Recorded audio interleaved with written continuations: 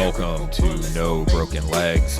I am your host, Evan Belfiore. Joining me on the phone on this Wednesday night is Jimmy Champ. Jimmy, how are you today? Man, I'm doing pretty good. Ready to talk some football. We've had some kind of crazy weather here in Northeast Ohio this week, and I imagine this week of football will be kind of similar. Yeah, a lot of games I don't know what to make of because there's a lot of teams I don't know what to make of. And one of those teams is the Cleveland Browns, who, well, actually, that isn't true because this Cleveland Browns team has been pretty much who we thought they would be, maybe not quite as dramatically, but they've really struggled. Everybody's asking if they should be buyers or sellers before they play Monday night in Cincinnati. So I guess do you think they're going to be buyers or sellers, Jimmy? I could see maybe moving on from Kareem Hunt. That would make sense. If there is a defensive tackle or a middle linebacker or somebody to replace John Johnson out there available that you can get, you should be a buyer. I don't think the Browns are going to be buyers or sellers because I think Andrew Berry and Kevin Stefanski still want to prove to everybody that this roster was a quarterback away. They don't need another piece. They just need Deshaun Watson. That's what I think. Man, if they think Deshaun Watson can solve all of the problems this football team has, I don't agree with that. Like, I'm not saying that getting better quarterback play or more dynamic quarterback play would solve a lot of their problems. But, Jimmy, why does this team have so many fucking running backs when they don't run the ball enough? It's absolutely insane. And I'm sure when our $290 million quarterback gets under center, we'll run the ball even more. Like, I don't understand. I don't understand why Dearness Johnson can't get any touches. I don't understand why Nick Chubb doesn't get more touches. It's okay, fine. I don't have a problem with Dearness Johnson not getting touches, but we knew coming into the season that Chubb's going to get 16-ish, apparently, touches a game, and we want to get Kareem Hunt the ball X number of times per game, and, like, it's not really going to be any room for him. So why aren't we trading him? If they let Hunt walk in the offseason, they get a compensatory pick for him. So the report is that they want a fourth rounder for him, which tells me that that's probably what the compensatory pick would be, is in the fourth round. So they're looking for somebody to trade a fourth rounder. Do you think there's anyone out there? Who do you think is the most likely to think Kareem Hunt's worth a fourth round pick? No one. With all the movement we've had going on in the league this week, I feel like if there was a fourth round pick for Kareem Hunt, it would already have been offered and taken and accepted. Yeah, like I don't know. I mean, maybe, I don't know, just maybe Carolina gives you I don't know. Do they still have a fourth? Why is Carolina making that move? I don't know. I'm trying to think in my head of a team that needs Kareem Hunt, and the league is pretty flush with running backs right now. No, I don't know, but I don't understand. Like we're gonna keep Anthony Schwartz on the active roster, but he's gonna be a healthy scratch. Dearness Johnson can only get work on special teams, but I watched you run a tight end screen to Harrison Bryant. It does. Like, I'm perfectly fine with what Jacoby Brissett is. You should have had all three running backs, and they should be getting like 70% of the touches.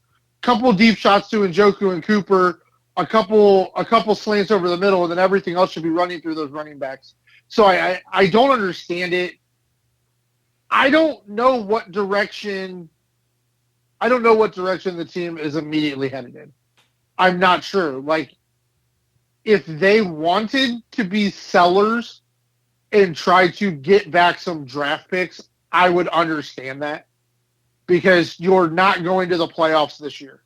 Like, it's just, I don't think there's not a window to me where the Browns can still make the playoffs. They're going to need to get to 11 wins, and they're not going to be able to do that.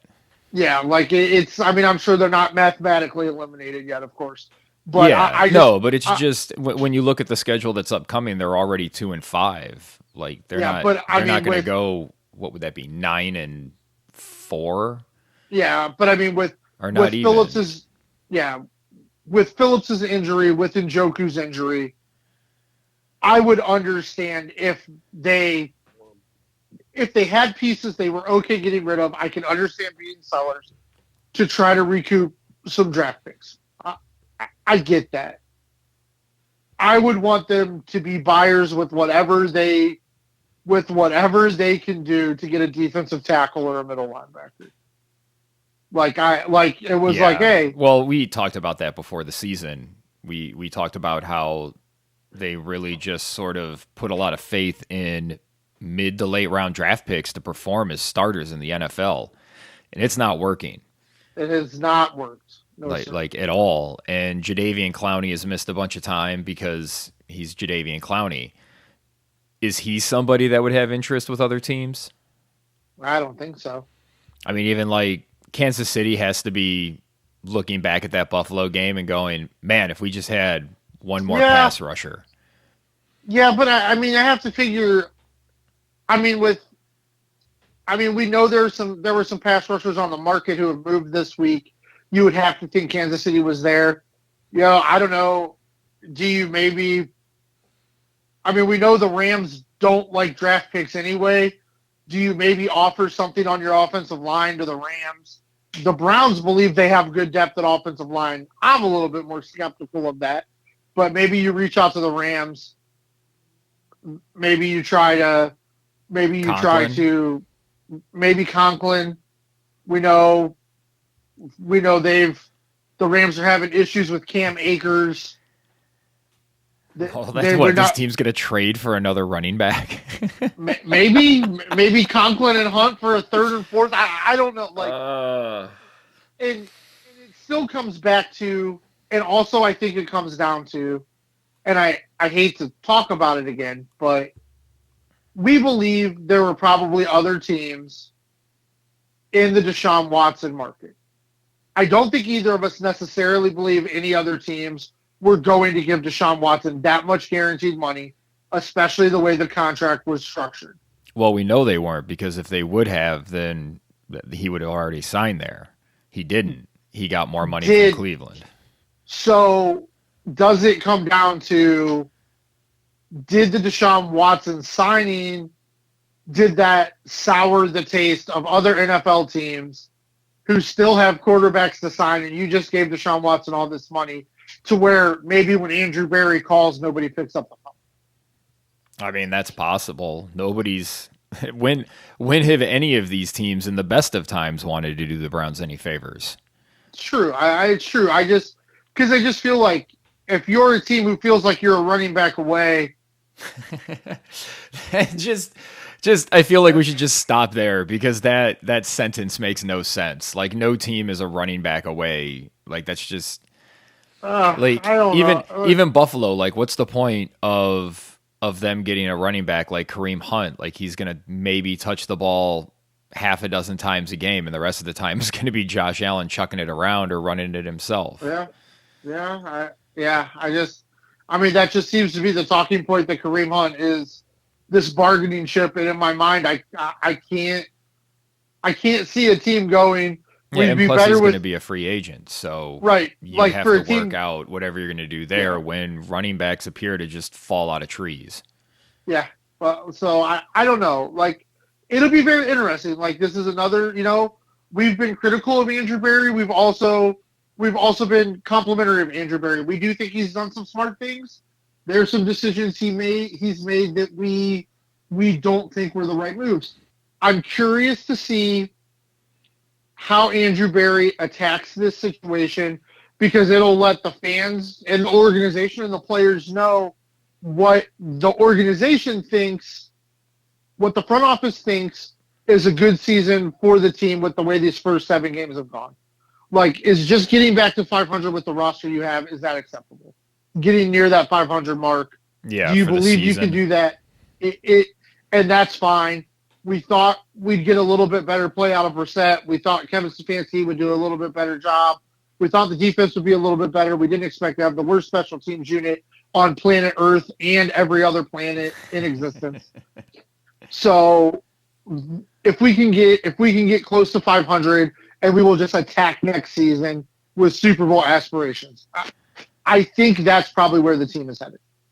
I they're going to be pretty up against the cap next year because the bulk of the Watson money hits the same year the bulk of the Garrett money hits, and that is a problem when you're going to try to entice free agents. I think they're already $30 million over the cap. Now they have, I want to say 50 some million that they can roll over.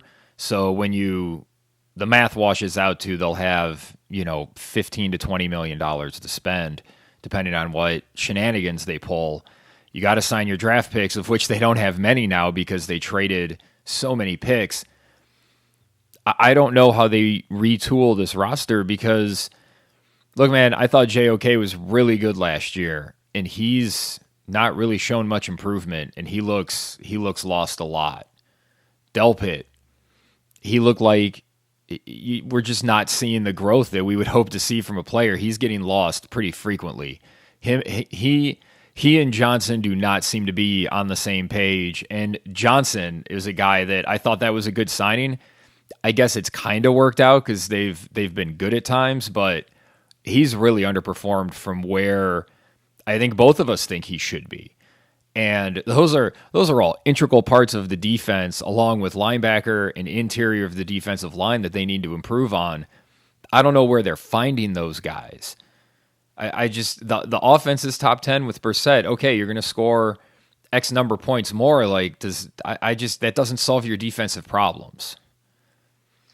Yeah, I think JOK actually played really, at least flashed at times in the Baltimore game after Phillips went out, when Joe Woods was kind of forced to put him in the middle of the field. I think he played well there. He got to attack a little bit.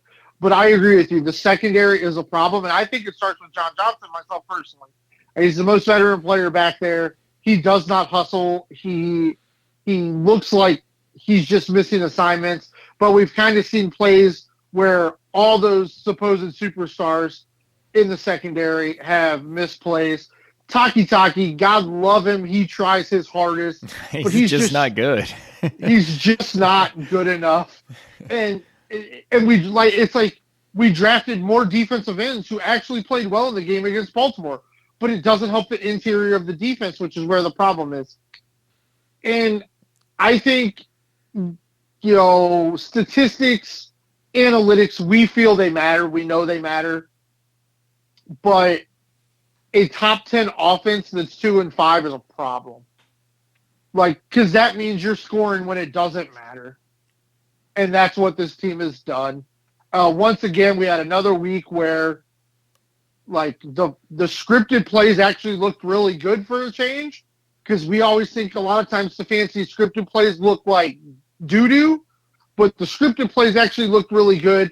And at the first sign of adversity, we went back to empty sets, no Nick Chubb on the field.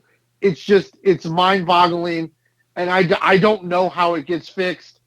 I know I was Kevin Stefanski. Now, I don't know quite what the boss structure is, but somebody needs to fire Prefer just to maybe light a fire under everybody and say, hey, we've determined the line for this is where the line for culpability is.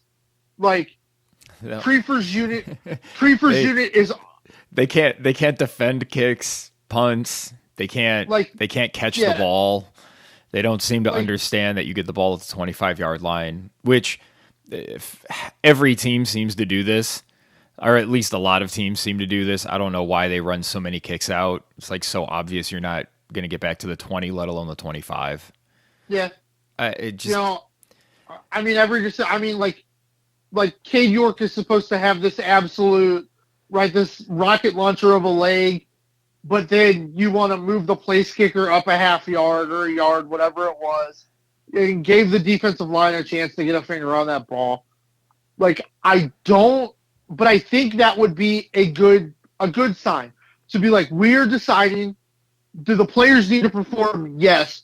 But when the unit is failing at everything they're supposed to do, we're deciding we're not going to take that anymore. Prefer you out of here. Like, I think that would be a great place to start because personally, like, New England, once again, back-to-back years, just beat the crap out of the Cleveland Browns. But the game before Cleveland, or the game before New England, and the game after New England, I actually liked a lot of Joe Woods' scheme. I just felt like there were players underperforming. So maybe Joe Woods is once again about the halfway point, getting the defense in check. I don't know. But I would start by firing Prefer. And I just want Kevin Stefanski to decide what the function of the offense should be, because it's really, to a point, kind of unfair what he's put Jacoby Brissett in key situations this year, and I wish he would stop it. All right, that's enough ranting about the Browns. Let's talk about this Monday night game in Cleveland. The Browns hosting the Cincinnati Bengals, who started 0-2, and it looked like maybe the wheels were falling off and they weren't going to be able to adjust to what defenses were throwing at them. They seem to have solved at least some of those problems the last few weeks. We'll see if defenses have a counterpunch. But, Jimmy, the Bengals are favored by 3.5 points. The over-under sits at 47, minus 190 for the Bengals on the money line, plus 160 for the Browns. Cleveland has owned Cincinnati of late. Do you think that trend continues? No. I think Cincinnati's going to win this game by a touchdown. I'm taking the Bengals. The Bengals have gone back. Joe Mixon actually looked a little better, and the Bengals have once again gone right back to what they like to do, and they've played some teams that don't have the ability or the scheme to make them get out of it, and I don't trust the Browns enough to do that right now. They seem to just get to Joe Burrow at will, though. And that's really been the key to them winning, is their pass rush. Yeah. I don't disagree with you, but the way this season has gone, I just don't know if the pass rush is going to get there. And I'm really worried about what's going on in that secondary against the three-headed wide receiver monster the Bengals have that is healthy right now. I'm going against you. I'm taking the Browns. This feels like a field goal game. If Cincinnati comes in and just lays the smack down, then I have to start considering them as a real challenge to Buffalo and Kansas City, and, start thinking about them in the third place that has kind of been empty since the Chargers have just decided to not be very good. Yeah, what the hell? And we'll talk about them next, Baltimore, but they've also been not very good. This just feels like another game where it's close, it comes down to the stretch, and the Browns probably find a way to fuck it up. So I feel like Cincinnati probably wins this by a field goal, but I like the 3.5 points there. Big Monday night game for the Browns. If they get steamrolled, man, somebody's got to go, because fans in this town are going to be out in the streets with their pitchforks and torches. Yeah, but this could also be, national spotlight. This could be a big get-right game for them as well. Yep, it's very true. They'd be mostly back in the division hunt. They'd at least have hopes of winning the division, but that's pretty much their only hope right now, is that they can somehow knock the rest of the division down enough. But Cincinnati looks like they're putting it together. Yep. And the other team that they'll have to deal with is Baltimore, who are on the road to play Tampa Bay, man. I don't even know what to fucking say. Baltimore's favored by 1.5 on the road in Tampa. This is the game being played tomorrow night. Over-under sits at 45. Minus 103 for the Baltimore money line. Minus 115 for Tampa Bay. That way Vegas always wins. Jimmy, they're basically making this game a pick'em. So who do you like? Baltimore. I felt like most of the game against the Browns, Baltimore was playing in second gear. Like, they never actually, revved it up. I don't know. It just looked weird to me. It felt like they went with the most vanilla offensive strategy they could, and it never looked like they really got going. I think they'll get going against Tampa Bay. I love the under here as well because I don't think these teams are going to score a lot of points in this game. But I think Tampa Bay is going to continue to unravel, and I think Baltimore wins this game. I'm with you. I think Baltimore wins it. I don't know what's going on with Tom Brady, but I guess I do know. He's getting hit a lot. I mean, he doesn't look like he wants to be there. Probably because he tried to get traded in the offseason and doesn't want to be there. So, whoa. Hey, these things happen. But I just keep waiting for the Ravens to show that they're better than what they've shown. And this is a spot where they can possibly do that. And if they come out and they win this game by a touchdown, Tampa Bay's going to be, that team's going to be in a lot of trouble. So interesting to see how both of these teams come out. Like, how do they play? It's a Thursday night game. It's going to be, that first quarter is really about effort. Have you ever seen a wide receiver as good as Mike Evans drop a pass like that? I don't know if I've ever seen that. How dare you ask somebody who saw the Braylon Edwards years in Cleveland? Like, just a bona fide superstar wide receiver. A bona fide superstar wide receiver. Sorry. That's the Braylon Edwards didn't count. No, he never quite got there. We talk about wide receivers dropping more easy plays, but I don't know. Is that just a recency bias thing where we just can't remember guys dropping passes all the time? Is it that they're just throwing it more? Like, it's like the percentages are probably equal. I mean, some guys just can't catch, but I mean, there's always been guys that couldn't catch. See Braylon Edwards. He could catch for one fucking year, man. That was all he had in him. Yes, it was. All right, moving on to Sunday's games. We have this is in Germany, I think. It's not London, it's Germany. The Jacksonville Jaguars are losing a home game to Europe to host the Denver Broncos. They're 2.5-point favorites. The over-under sits at 39. Plus 115 on the money line for the Broncos, minus 137 for the Jaguars. I feel like Vinzini and the Princess Bride with this game, Jimmy. Like, I clearly cannot take Denver with Hackett as their head coach, and at this point, doesn't matter if it's Wilson or Rippon as their QB. But I also can't take a Jacksonville team that continues to just... They look young and a year away, but some of their problems, it's like if they solve them, they're going to be great, but they're going to be difficult problems to solve. I do think Peterson can get them there, but it feels like they're a year away. So what should I do here, Jimmy? I do think they're probably a year away. They really let me down last week. I thought they had those imposter Giants taken care of, and then the end of that game happened. But I'm definitely going to take Doug Peterson versus Nathaniel Hackett. Give me Jacksonville minus 2.5 here. I think I like the under. I don't think there's going to be a lot of points scored in this one. I am very interesting to see how the Jaguars' offense looks with only Travis Etienne as they traded James Robinson. So I'm curious to see what that looks like, where they're not trying to get them both touches, trying to force that to happen, where maybe Etienne just kind of gets a little bit of a workload role. I don't know what it's going to look like, but yeah, I got to take Jacksonville here. I can't take this Denver team. Yeah, I'm taking Jacksonville too because they're the rumors of the owners talking about getting rid of the head coach, making him buy his own ticket back home. Those are out there. So I guess Nathaniel Hackett's coaching for his job on Sunday. We've seen this with a lot of coaches before, and it tells you a lot about how the players in that locker room feel about that coach. Because if they give a damn, they'll show it on the field. Because they know what's up. If he's lost that locker room, then you'll see some bad effort plays.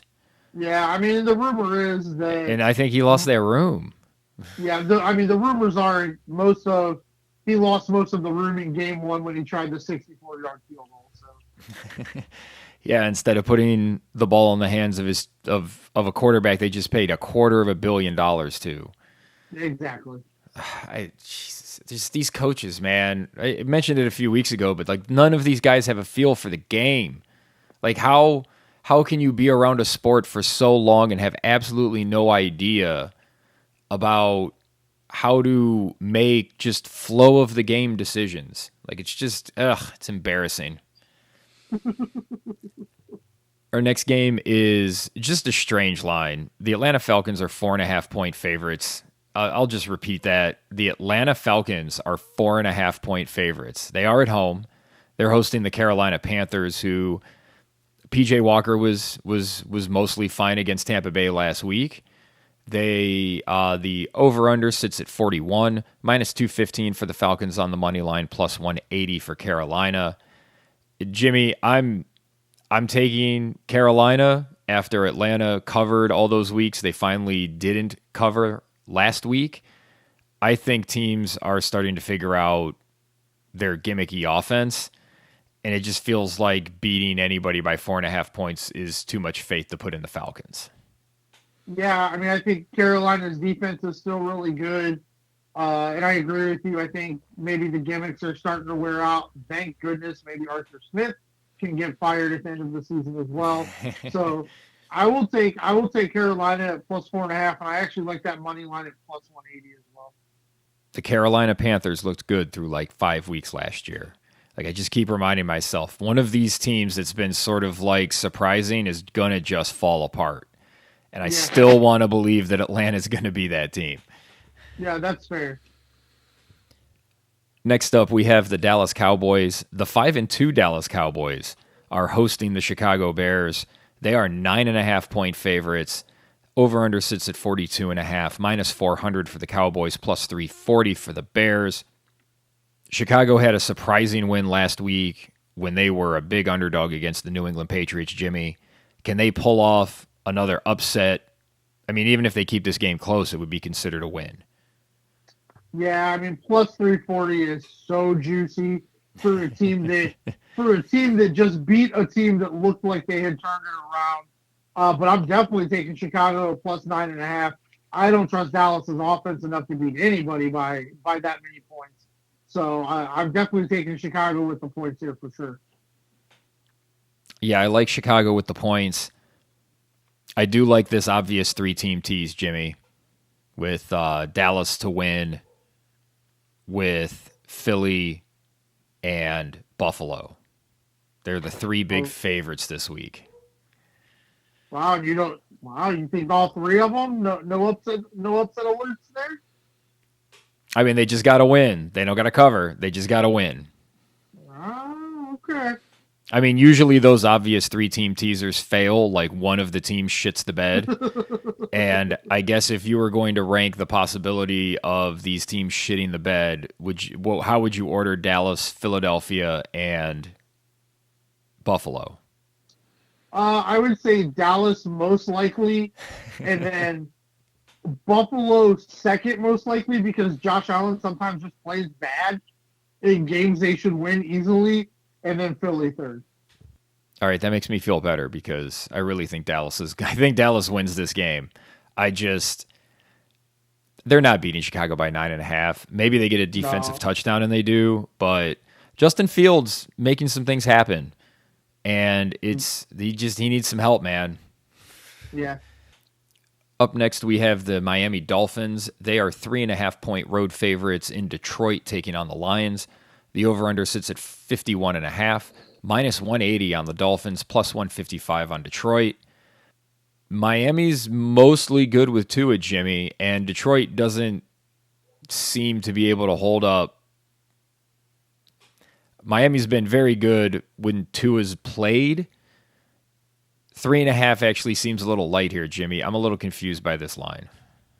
I don't get it either. I think Miami will win this game by a touchdown, so this is an easy one for me. Miami at minus 3.5. I kind of the fighting Dan Campbells can talk as much talk as you want to talk, but you still got to have the pieces to get the job done, and they just don't. Yeah, this feels like a week where Tyreek Hill and or Jalen Waddle both have big weeks. Like Yep. just because And they're so just that Detroit defense isn't very good. no, and the hidden wrinkle there, Raheem Mostert starting to play really well for the Dolphins. Like that's a big key for them to be able to take a little bit of pressure off of Tua and maybe get a linebacker or a safety down in that box just sometime to try to stop the run to open up that pass game even more. So watch out for that. Watch out for Raheem Mostert to have a big week as well. Yeah, I picked him up in fantasy, so I hope he comes through. He's been very good lately. Yep. Our next game is I'm taking Miami as well, just for all the reasons you said. Seems like a low line. I have no faith in Detroit at all. And we can move on. The next game that we're going to talk about is the Minnesota Vikings. They are hosting the Arizona Cardinals, who got a big win in DeAndre Hopkins' comeback game. The Vikings are 3.5-point favorites. The over-under sits at 49, minus 190 for the Vikings, plus 160 on the Cardinals. I don't like this game, Jimmy, and I don't like that line. I'm not sure how good either of these teams are. Minnesota seems to be winning ugly, but they're winning nonetheless. They're 5-1. Arizona, it doesn't look good when your quarterback and head coach are yelling at each other on the field. I don't know. What are we to make of this game, Jimmy? Yeah, I still think Arizona stinks. They got a little shot from they were able to get back to just chuck it down to DeAndre Hopkins and see what happens. So that was fun to see. But I still think Arizona stinks, and I still think Minnesota is really really good. So give me the Vikings here at minus 3.5. Oh, I'm begrudgingly taking the Vikings with you. I'm not betting this game. This game just screams stay away from me. Oh man, I don't know. I mean, especially got a new Call of Duty that dropped this week. Woo. Woo. If Arizona goes in the tank with Woo. that game dropping, that would just be Woo. people will probably bring it up. He can play amazing, and then he'll have like one bad play, and somebody will be bringing it up. Not just you. They'll be like somebody national will bring it up. Yeah, no, but I think kudos to Minnesota. Kudos to Minnesota and their new head coach. I know, Brian Dable is rightfully getting a lot of the spotlight, but Minnesota's second half of the season last year was quite the mess, quite the train wreck, and they're doing a great job of winning games. That's what it's about. It doesn't have to be pretty, just getting wins. But I think they can win this game by 2 field goals, so I really like the Vikings here. All right, our next matchup is the Las Vegas Raiders. They are traveling to New Orleans. They are 2-point road favorites. The over-under sits at 49.5. The money line is minus 125 on the Raiders, plus 105 for the Saints. Jimmy, I don't like saying things like this. I think Las Vegas is kind of figuring out who they are, and I don't think New Orleans is good. So give me the Raiders. Give me the over. That's where I'm going in this game. I feel pretty good about this one. Yeah, I think you're right. Josh Jacobs is on about the best 3-game run of his career. He's looking really good. Maybe Josh McDaniels starting to figure it out a little bit. I'll go with you on this one. This would be a stay away for me because if Taysom Hill accounted for 4 touchdowns, I wouldn't be surprised. I just don't really know what the hell the Saints team is right now. So, but I agree with you. I think your logic is sound. I like it. Our next game is the New England Patriots. They are on the road taking on the Jets, Jets. It is a now 2.5-point spread that the Patriots are favored. It was 1.5 this afternoon. The over-under sits at 40.5. Money line minus 140, plus 115 for the Jets. What did I say last week, Jimmy? How I really like New England to win that game, and then I didn't feel as good when I heard Mac Jones was going to be quarterbacking. And now Bill Belichick has created a QB controversy. And what do we always say about if you have 2 QBs, you really you don't have you don't have any. Zero. You have zero QBs. 0 QBs. It just, this feels like one of those spots where but they're not. Everybody isn't going. Everybody has full faith in Bill Belichick to win this game. Probably because it's the Jets, and we've seen the Patriots just kick the shit out of the Jets for years now. Hey, maybe you think Belichick would give the Browns a 2nd-round draft pick for Jacoby Brissett? Maybe. Maybe. Then he can have three quarterbacks and have no quarterbacks. Um, no, he would kill. Well, I mean, he got what 2 good weeks of play out of Zappy. he did. He looked great on those 2 drives. I got to give him credit for that. I think in every spot except coach, I think the Jets are better than the Patriots right now. And I'm not even sure what's going on in Bill Belichick's brain. I'm not sure. He seems to be going maybe a little crazy. So I'll take the Jets at plus 2.5 and the Jets money line. I think the Jets just going to win this thing outright. Oh man, I agree with you. I'm going with the Jets. I do like the under in this game. Zach Wilson's playing. That's a good bet. Zach Wilson's just avoiding mistakes, and they're just making it work. They're kind of doing not quite as effectively what New York's doing with Daniel Jones and really using his legs to help open things up. They just can't let him get exposed to hits because he's been injured, but he's not playing very well. But the rest of that team's playing so good. And this seems to be a year, and this is something that should concern Browns fans. This is a year where the teams that are winning, other than Buffalo and Kansas City, the teams that are winning are the teams that are finding ways to run the ball creatively and throw off of that. And that's what Kevin Stefanski is supposed to be good at, and they're not winning. Yep. I think the Jets have figured out the formula. I think they make it work. I like the Jets here too, Jimmy. Hopefully Brandon will be celebrating. That'd be great. It'd be nice to see New England take another hit after they hurt my feelings last week. Yeah, that's understandable. Our next game is the Philadelphia Eagles. They are hosting the Pittsburgh Steelers. This is a 10.5-point spread. Over-under sits at 43. Minus 500 for the Eagles on the money line. Plus 390. Pittsburgh is somehow not completely fallen apart, even though they're 2-5 and pretty much are out of it. 10.5's a lot, Jimmy, but that Philly defense is stout. Can Philly cover that 10.5? Yes, 100%. I think Philly is going to mop the floor with Pittsburgh. I think this is going to be a nice statement win for Philly. You got a little in-state rivalry there. So I think the Eagles get this done and stay the only undefeated team in the league. I think you're right. I really like them in that 3-team teaser I talked about with Dallas and Buffalo.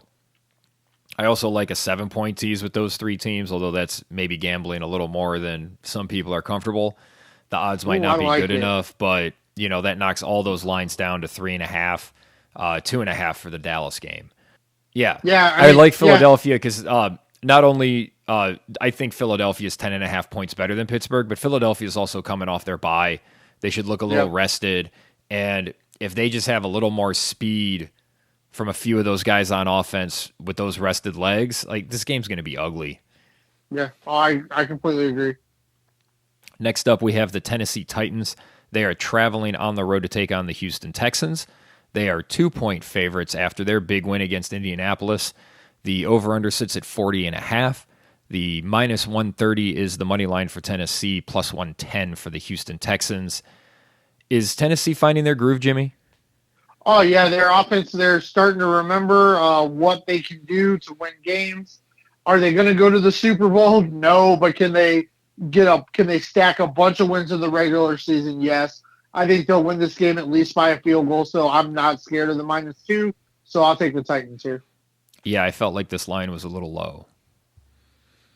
I just think Tennessee's better than that. I think they're kind of maybe disrespecting Tennessee a little bit, which seems like a weird sentence to say, but this game, like the Miami game, I feel like the line's low. Yeah, I really didn't understand the Miami one. This one, the only thing is like AFC South games have been really wonky for a few years now, and Tennessee at spurts this year has looked like they didn't know who Derrick Henry was.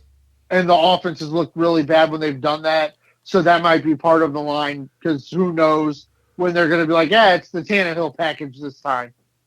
So Like this line didn't surprise me as much as the Dolphins line, but the Dolphins line, I was stunned by that line. We told everybody that Matt Ryan wasn't good anymore. Matt Ryan has mostly proven that by getting benched. Now, some of that has contract. That's his contract. They don't have to pay him as much money if he sits. So he's not going to play anymore. Sam Ellinger gets the nod. And I guess we'll see what he can do. I just don't know how anybody could make a brand new quarterback a 3-point home favorite, although they are playing Carson Wentz. So I don't know, Jimmy. What do you make of these teams? No, they're not playing Tyler Carson Heineke. Wentz. They're playing feisty Heineke, man. Give me the Armada +3 and the Armada money line. This team looks completely different with Taylor Heineke. I don't believe Taylor Heineke is one of the 32 best quarterbacks on planet Earth. But with this team, they play better. They play harder for him than they did for Wentz. And Washington's defense is still good enough to absolutely make this a horrible day for Sam Ellinger. So I'll take the Armada here, easy peasy. I'm taking the points. When in doubt, take the points. But I think this is a stay away. I can just see this being like a Jonathan Taylor $190 game. No, because is this what it takes for Frank Reich to treat Jonathan Taylor like he deserves to be treated? I don't know. Now you put a doubt in my mind. No, Armada all the way. Well, it does rely on Frank Reich being a good coach, so Well, not a lot of places have been giving you that information as long as we have. We've been telling you. Yeah, Indianapolis, man, just a mess again. But they're their own kind of mess. They're not like the shitty dumpster fire mess like the Browns are. They're a just mess of mediocrity. They're the Bengals from when Marvin Lewis was there and they were going to the playoffs and going nowhere. Yep. That's a good comp. Our next game is the San Francisco 49ers are 1.5-point favorites on the road in Los Angeles taking on the Rams. The over-under sits at 43.5, -125 for the Niners, +105 for the Rams. Jimmy, what the fuck has happened to the Rams? I have no idea. The offensive line is bad. Matt Stafford refuses to trust any of his wide receivers, not named Cooper Kupp. The defense is just a step slower than they were last year. They have been for years now. They've been changing out pieces. It's worked for them just changing out pieces. And this year it seems to have caught up to them. Hurts my Super Bowl pick, hurts my NFC champion pick. But it kind of seems to be where we are. I do think they may still be able to turn it around, but I think San Francisco wins this game. I think the defense, I know that San Francisco's defense is a little banged up, but I still think they're good enough to get pass rush, and maybe it's from the injury that he started with in the preseason, but Matt Stafford wants to get hit as much as Tom Brady wants to get hit right now. And that's kind of new. That's kind of new for Stafford. He's always been somebody who would stand in there and take hits, and that's not what he's doing right now. So I'm going to stay away from the Rams until they prove me wrong. So I'm going to take San Francisco. Yeah, this was another line that I thought probably should have been higher. Yeah, we just saw this game a few weeks ago, and I mean San Francisco dominated that game. Yep. Even with Garoppolo, just that dude, man, I'm just glad we never have to hear about him being a 70% winning quarterback ever again, because he's lost in back-to-back weeks now, and we can stop hearing that ridiculous nonsense. This team is loaded with weapons on offense, so I think he throws enough screens and short passes to make this work. Man, the Rams, this is their team, man. They're not going to have many options to retool. No. When you've sold futures of futures to get free agents to get rid of draft picks, you're kind of stuck with what you got. All right, the last of the Sunday afternoon games is Seattle. They are hosting the New York Giants in the battle of surprising teams. The Seahawks are 3-point favorites. The over-under sits at 45. I thought both of these teams were going to stink, Jimmy, and they've both proven me wrong. I guess this is kind of one of those games where it's like, which team do you believe in more? Do you believe the Seahawks are 3 points better than the Giants?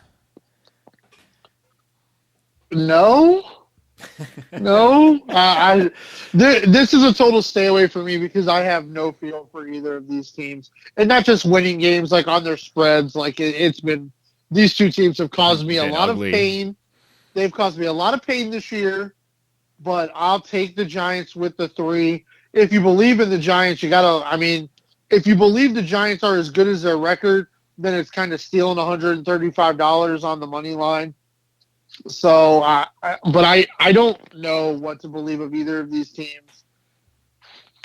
But I'm guessing I'm going to take the Giants. The Giants just seem to pull wins out of their butt. Like it just seems to be what happens. They just pull them out of thin air. And they have the look of a team that I went from thinking is going to lose in the first round of the playoffs to, maybe they stay lucky just long enough and they steal a first round playoff game under weird circumstances, because this team, they look like the horseshoe team. Like they just, whatever they do, it just seems to work, even though you look at the parts and you go, none of that should work. Yeah. Yeah, So I 100% agree with that. I'm taking the Giants. We'll see, man. Geno Smith, if he can continue being a good quarterback, I have my doubts, but he keeps proving me wrong. So I guess I can't criticize him anymore. He's playing the best football of his career. Yes, he is. Our last game of the week is the Buffalo Bills. They are home taking on Aaron Rodgers and the Green Bay Packers. This is the other big spread. 10.5-point favorites are the Bills. Over-under sits at 47.5. Minus 500 on the money line for the Bills. And, oh, my God, can you believe it? Aaron Rodgers, plus 400 on the money line, Jimmy. This is the third of my 3-team teaser. You are very confident the Bills win this game. Are you very confident they'll win it by 10.5? No. No, I am not. I am taking the Packers here. And I imagine sometime Saturday or Sunday I'm going to talk myself into that plus 400 money line as well.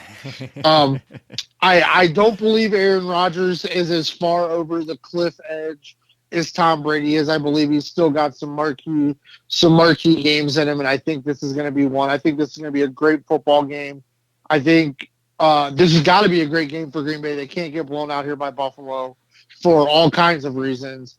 So I think Green Bay will find a way to keep this close. Buffalo needs to. They can't come out of the bye and look flat. They need to come out. They need to look strong. Play exactly how they were playing. I'm very cautious of Aaron Rodgers getting 10.5 points. I'm not. Fuck him. That team. Ow! That team has problems. That team has problems, and Aaron Rodgers is, I guess, part of the problem, but he's not the primary problem. The primary problem is the team paid him $50 million. When he doesn't, he's there for the paycheck there now. He's there for the paycheck now, man. He wanted to go to Denver, or at least he's thinking, man, I should have gone to Denver. Although if he's thinking he should have gone to Denver with Hackett, then I don't know what the fuck he's thinking, because that's turned into a mess. Unless he just thinks Russell Wilson's done. And he might. He may look at Russell Wilson and go, that guy was never that good. I mean, why wouldn't he? He's Aaron Rodgers. Yeah. Yeah, I think Buffalo comes out. You know what I think this Buffalo team has, Jimmy? And it's something that they've lacked the last couple of years. I think they've got a toughness to them. I think they're tough. They like to play tough defense. They're not afraid to have Allen out there. I think they're kind of tough. I don't think they're like a super tough team, like they're bully you. But I think they're tough. I think they like to come to play, and they play like they have something to play for. Yeah, I agree. I do wonder as a team and even as a fan base and as a media, I wonder if they've gotten too intense too quick this year. I do wonder about that. I don't think they've gotten too intense. Like I felt like in that Kansas City game, that looked like the first 10 rounds of a championship fight in those post-Tyson years. Where both guys were kind of showing some stuff here, showing some stuff there, but if that game was a minute longer, Kansas City probably isn't as rushed and doesn't throw the pick and wins the game. I mean, it just feels like that's a coin flip game, and we've seen Buffalo win those games in the regular season. We need to see them do it in the postseason, but I think they're playing like a team that knows that. They know that what they do in the regular season doesn't matter, but they want to show to themselves that they can do it, that they can erase those bottoms like they had last year where they were so inconsistent. I think that's fair. I think coming out and laying the smackdown on Aaron Rodgers is a way for them to make a statement and say, look, we know Kansas City's good and everybody's been kissing our ass, but we did beat them 2 weeks ago in their home turf. So yeah, I mean, at least that's what I would be thinking if I was a Buffalo, if I was on that team, if I was the fan base there, that's how I'd feel. Yeah, and I mean that's big too, to beat Mahomes, take your bye, and then beat Rodgers. Like that would be big. That would be big just for the organization, for the team. I think it would be big. Not good for Safe Auto.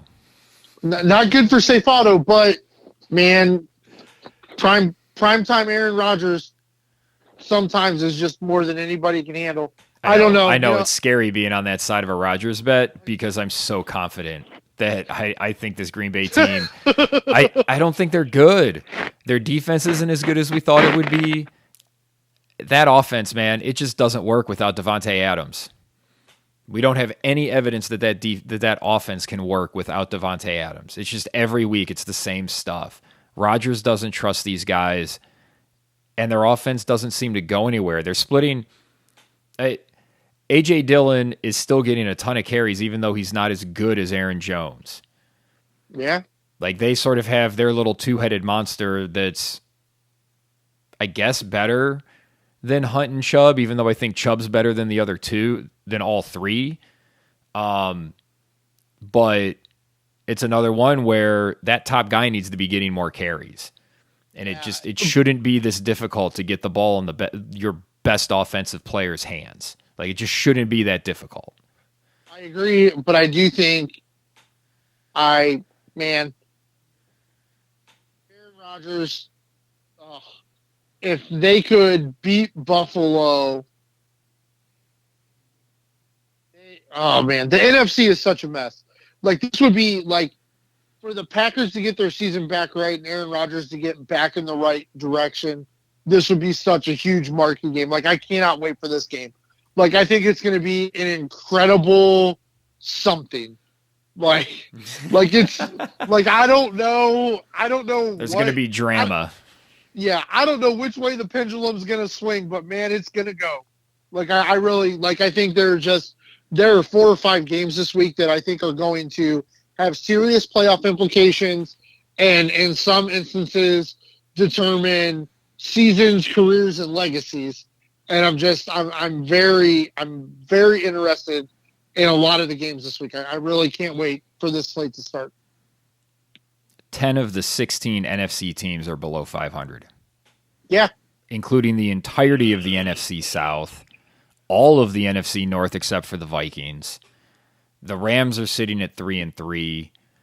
I mean, the Eagles, the Vikings, and the Giants are battling it out for the 1 seed, just like we all saw. But the thing is, too, though, like, if the Giants went on a losing streak or Dallas's defense stopped playing outer-worldly, that wouldn't be a surprise either. No. Like, if at the end of the year the NFC West was still the best division in the NFC, we'd all just be like, well, that was a weird way to get here. Yeah, because I still feel like, especially if this is who the Seahawks are going to be, like, that's a tough out. Like, they make you beat them. And the 49ers and the Rams have a lot of talent. The Cardinals seem to have a lot of talent, even if it's going in about 80 different directions and nobody's going the same way because Kingsbury doesn't really know what the fuck he's doing. Yeah. Hey, the NFC, man, the Eagles are just, like, calmly walking around like, oh, we're the best guys here. Okay. Yeah, you might have to break out that starter jacket, but I think the Eagles might be back. I don't think I have that starter jacket anymore. I do still have my old Randall Cunningham Eagles jersey. Well, that'll work. That'll work. The old 80s logo where it was the, like, attacking eagle with the football in its claws. I always liked that logo. Yeah, that's a kick-ass logo. All right, that's a good place to wrap it up. Jimmy, any final thoughts on this week? No, just super excited. I think in a little bit kind of change from where we've been this year. The primetime games are all super important with teams that need wins. It's a little bit different than what we've had. Tomorrow night, it's a huge game for Baltimore and a huge game for Tampa. We just talked about the Sunday night game, and Cleveland and Cincinnati can both define their seasons with a win. And I think Kevin Stefanski may be the head coach on the slate, other than Nathaniel Hackett, who needs a win the most. Like, especially in prime time with the whole NFL world watching. Like, Kevin Stefanski can really needs this win. He's gonna need that pass rush to get home. It's just, I think there's just some really good games on the schedule this week. Yeah, I'm gonna wake up Sunday morning, and that's all I'm gonna be thinking about. It's like, does Nathaniel Hackett have to buy his own ticket home? That is the question I want answered, and it'll be answered pretty early on Sunday. So I'm looking forward to that. Jimmy, thank you for joining me to talk about Week 8, about the halfway point. No place I'd rather be, brother. All right, and I'd like to thank all of you for listening. Please drop us a like or subscribe so that you can get all of our podcasts when they hit YouTube. For Jimmy Champ, I am Evan Belfiore, and we are No Broken Legs.